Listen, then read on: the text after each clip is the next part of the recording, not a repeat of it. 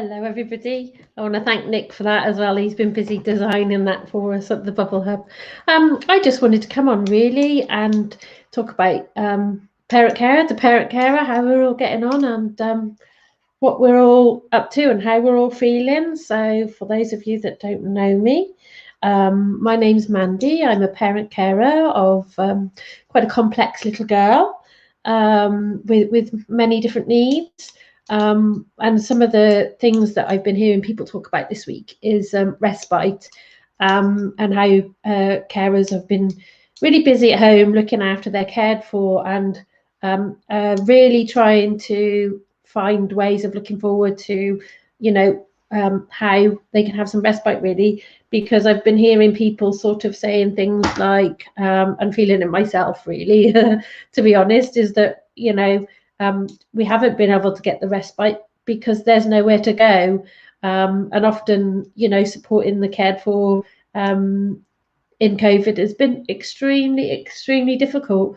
So, if anyone's got any sort of things that they want to bring up, any sort of questions, that they might like to ask me, or that we can look into for you guys as parent carers. Yeah, so I'm feeling the mood. I don't know, is it changing or feeling still really overwhelming for people? But trying to look for opportunities to get some respite as carers, or has anybody managed to find that little gem of being able to find some little ways that they could get respite as parent carers? I'm just I just really want to be here to support parent carers like myself, really, as I know it can be really, really lonely and tough out there.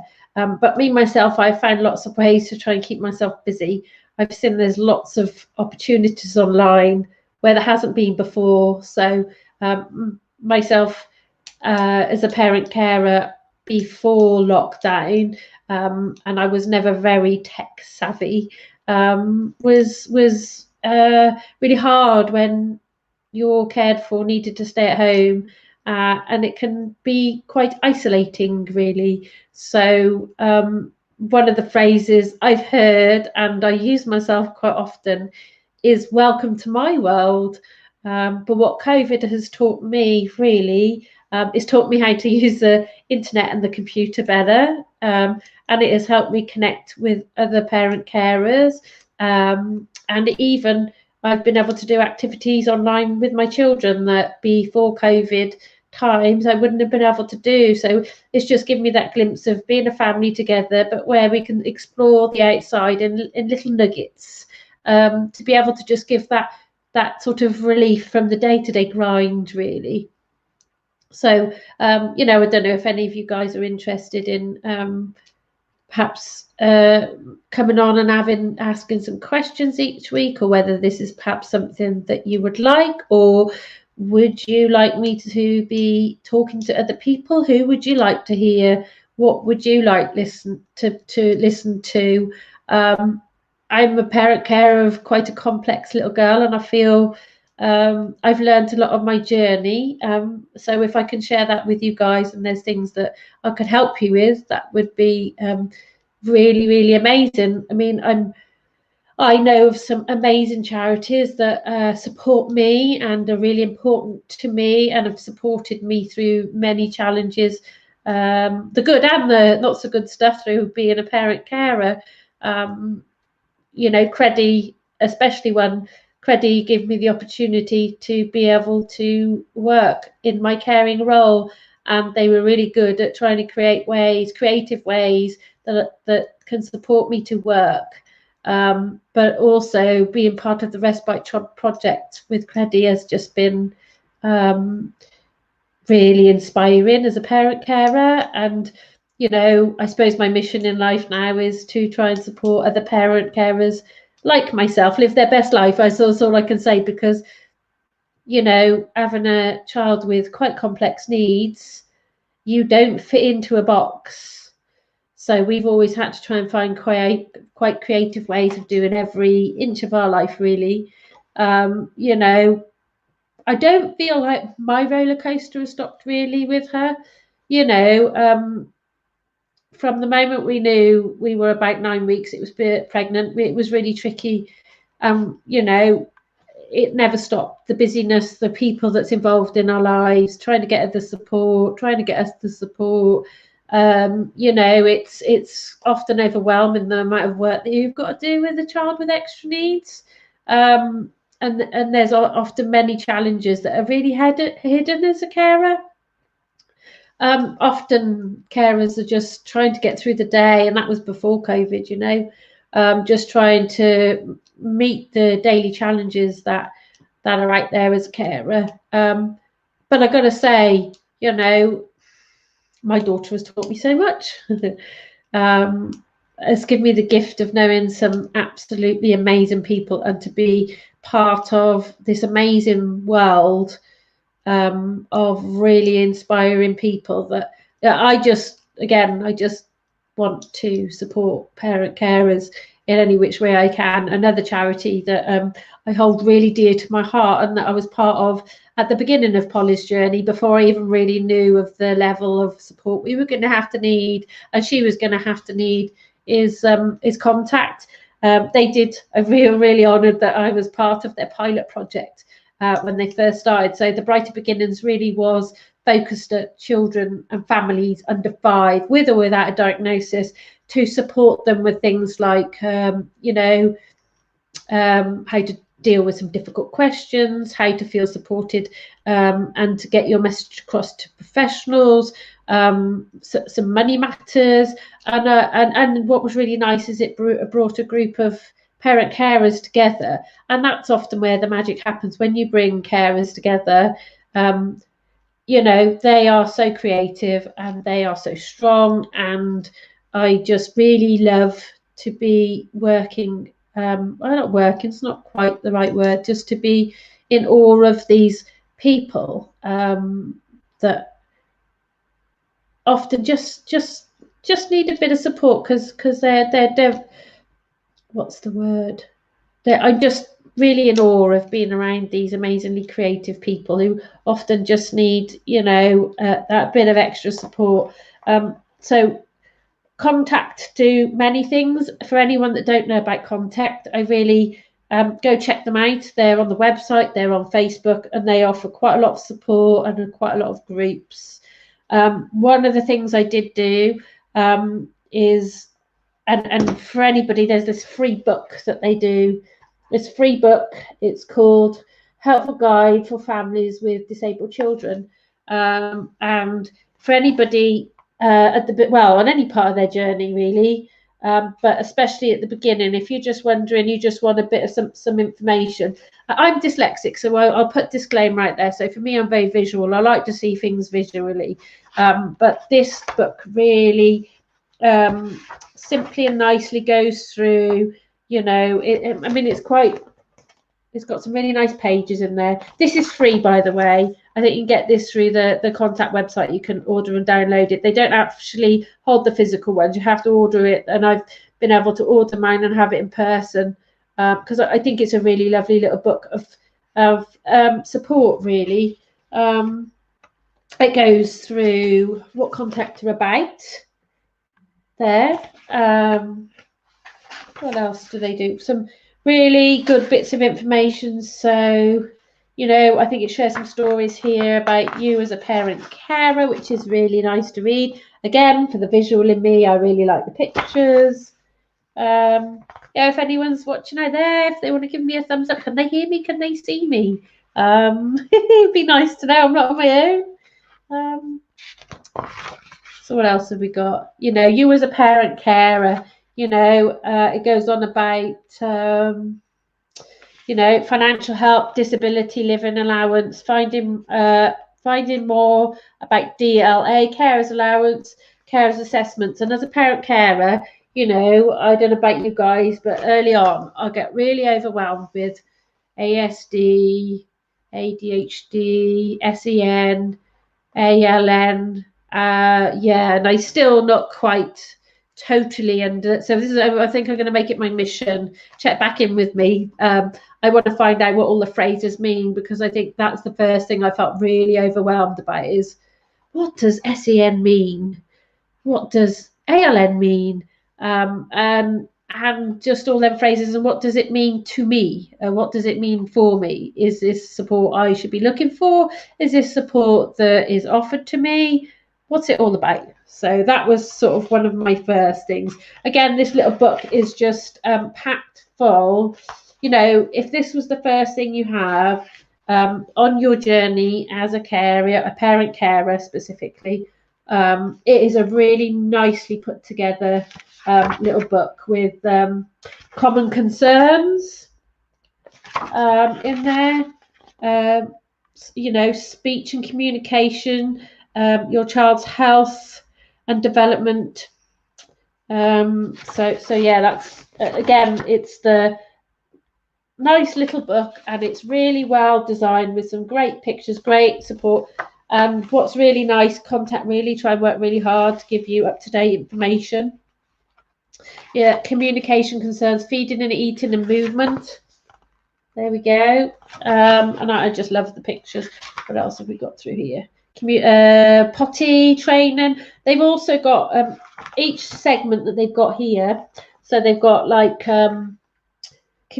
potty training. They've also got another little book that goes alongside that, or they did have, and I think you can see that on the website as well. Difficulties learning or poor attention skills, and then it sort of goes on to lots and lots of different breaking it down to behaviour, diagnosis and medical information. You know, it really does sort of go through in quite a nice simple flow through the book of you know, getting a diagnosis, finding reliable medical information, rare conditions. So sort of on the rare conditions one, another charity that I'm part of is Swan, and that's for children with undiagnosed conditions. This one I hold quite dear to me, really, because, you know, many of us go through life with our children and not actually having a diagnosis, and then it's like, where do I fit in? Where do I get the support? What does that look like? You know, living without a diagnosis. You know, I could just this book is just really nicely put into a real nice form of giving you good information in little nuggets, really. You know, your child's rights and practical help. Again, that sort of got a nice spread there. I just think it's an absolutely wonderful book. That you know, it's almost like a carer's Bible. You know, that you can go back to and get support from. You know, educational learning. It really is. So I do highly recommend. It's free. All you've got to do, I think you could do it over the internet now. I think that's how I did it. I went onto the Contact site and requested to have the book. Also, Contact do lots and lots of courses on parent workshops. You know, how to support you with I think Money Matters was one, but they do loads and loads. They've got lots on the website. They've got a really great active Facebook book group as well, that if you're a parent of a child with any additional needs, that you can request to be part of. So yeah, I mean, it gives you good information on where to first look for things, and I think that's what the Brighter Beginnings was, really. If you're at the beginning of your journey, especially with it being under 5, you're often at the beginning of your journey. You're not sure if you need support or not, or where to get the support from. You might have professionals involved, and it might be really, really overwhelming, the amount of time that it's all taken up. Sometimes it's just you might be looking for support from peer support from parent carers yourself. Just, you know, I wouldn't say normal, but is this what you're experiencing, and how can we learn from each other? So the Brighter Beginnings was really, if you're at the beginning of your journey, was really a good place to be. I think because I went on it with my daughter, really quite early on in our journey. I just think it set me up. It taught me sort of how clearly to come across to professionals, not professionals, but like, your doctors or your pediatrician or your, just how to effectively communicate what your needs are as a family. And what I did find as well was making sure that it was relevant. So, for instance, I was going to the heart doctor and coming and telling him about Polly's whole everything, and actually, it's really quite important to be really specific. So, for instance, try as much to talk about what's relevant to the heart. This off as well will kind of save you a bit of time in the long run to be quite specific. But when you're early on in your journey, to try and coordinate all of the people and the information can be really overwhelming, and often you have to tell your story more than once. And I think I found that really difficult because obviously there was quite a lot to Polly all the time, so I found it really difficult communicating to people the actual bit that they wanted to hear. I was telling the heart doctor about all sorts of other things with Polly that weren't relevant to him, and then it's just not making great use of your time. So yeah, I just wanted to come on and just share a bit with you, see how we were getting on. I'd love to hear your questions. If you've got any questions that you'd like to ask me as a parent carer who has been on my journey for over 4 years now. My daughter is peg fed. She's now just been diagnosed with, she's now started having seizures. She's nonverbal. She uses a wheelchair. She suffered really bad with reflux and had to have a fundoplication. Before she was born, we had things like the Nifty test. I think we were on a journey before we were born of not knowing if we were having a baby or not. And it was, I think it's only now I've just started to sort of talk about it. It was quite a lonely time because when you're pregnant, everyone's like, oh yeah, you're pregnant, yay, that's great. But even I remember my sister putting on like a baby shower for us, and even then I didn't even know if we were having a baby or not, because it was quite complicated, and that was really difficult. We didn't have the most easiest of births. We were always waiting for that good news, or that news that things, that we were having a baby, and it kind of was never that. It was just always very matter of fact for us. They couldn't say yes, they couldn't say no, because they didn't know. They didn't know, and some of the information that they were seeing before she was born was it didn't there wasn't necessarily an answer to what it meant. So for instance, we had fluid around, get this measurement of fluid around your baby, and it was +5. And it could mean nothing, but it could mean not a viable pregnancy and everything in between. So that was really difficult to be able to be told that, it could mean something, it could mean nothing. It was a really confusing time, really confusing, but and how do you deal with that information? I felt as someone whose birth pregnant. I don't think any pregnancy sort of runs smoothly, to be perfectly honest. But when you don't get good news, and you dare to dream that you might have a baby, but then you're also quite aware that at any point that could be taken away from you. So you almost go through a pre-bereavement as well, really. So yeah, we've been through a lot on our journey. The pregnancy was tricky, the birth was tricky. My daughter was quite poorly when she was first born. We were feeding her every 3 hours. I was expressing. I was then, and the regime of, she struggled to thrive. So the regime of feeding her every 3 hours through the night as well. So we'd feed her every 3 hours through the night. This is a child that didn't want to be fed and spent most of her time sleeping. it was quite challenging. So the regime would be you try and feed her, and then you would express, and then you would change her. You know, the process would take you about an hour and a half to try, and then you'd be back on it again an hour and a half later. So there's been some extremely traumatic times for us, and you know, everything in between. And initially, we didn't really have a diagnosis of such. So it was just trying to communicate some of how it was with my daughter. She's now got cerebral palsy, sort of given more of a definition of cerebral palsy. She sort of has involuntary movements.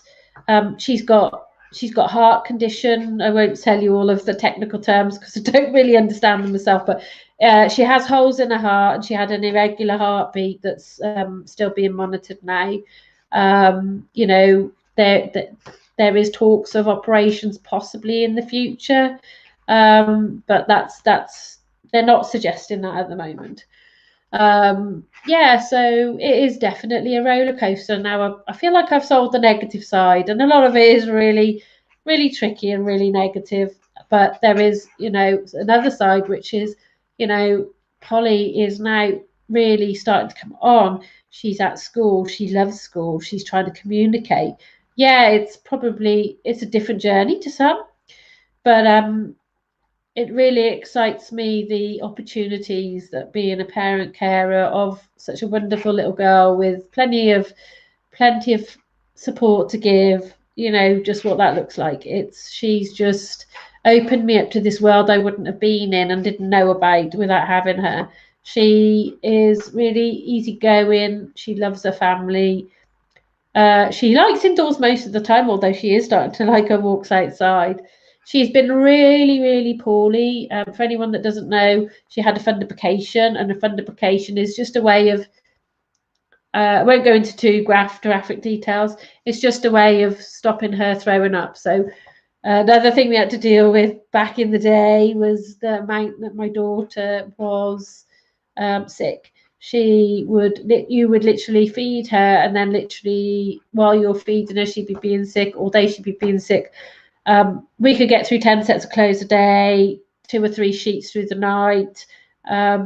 It really was extremely difficult and really limited where we could go, because she would be like river sick. It was so much that you know, it would make her wet and cold if she was outside at any length of time. But the fundoplication really, I mean, you know, you cure one thing and then something else comes along. So the fundoplication really did save her life, really, because it just made it so she was able to keep things down. So it stopped things aspirating. It stopped the pneumonia with her. So that was a lifesaver. But on the negative side, it's just made it really difficult for us to get enough calories into her. Because of how it makes her uncomfortable. So, you know, there is never no perfect solution, but we're just loving the life that Polly is having at the moment, and how she is curious and how she is vocalizing what she wants. This is a little girl that spent probably 24 hours a day sleeping, but then when she was about 1 or 2, she was a lot more awake, slept a lot at night, but then slept quite a bit in the day. So she'd probably have, you know, 6 or 7 good hours. To now, she doesn't need to sleep in the day. She's quite active until night time. She's very busy and curious. So yeah. And one thing I want to leave you with: you are not alone. You are not alone. There is other parent carers out there that, if you can find a way to link up, why the phrase I've loved at the moment is finding your tribe. So if you can find your tribe, I just think this is incredibly important, and it's been my lifeline, really, to be able to have support from other parent carers like myself, especially. So I'm going to leave you with that. It's been lovely to come on and share some stories with you. And like I said, if there's any questions or anything you'd like to know about and I can help you with, you know, feel free to put them in the chat box, and maybe I might come on again and answer them for you. So yeah, it's been really lovely to catch up with you guys, and I hope there's been something helpful to you guys in the video today. So I'm going to leave you with that, and see you all soon.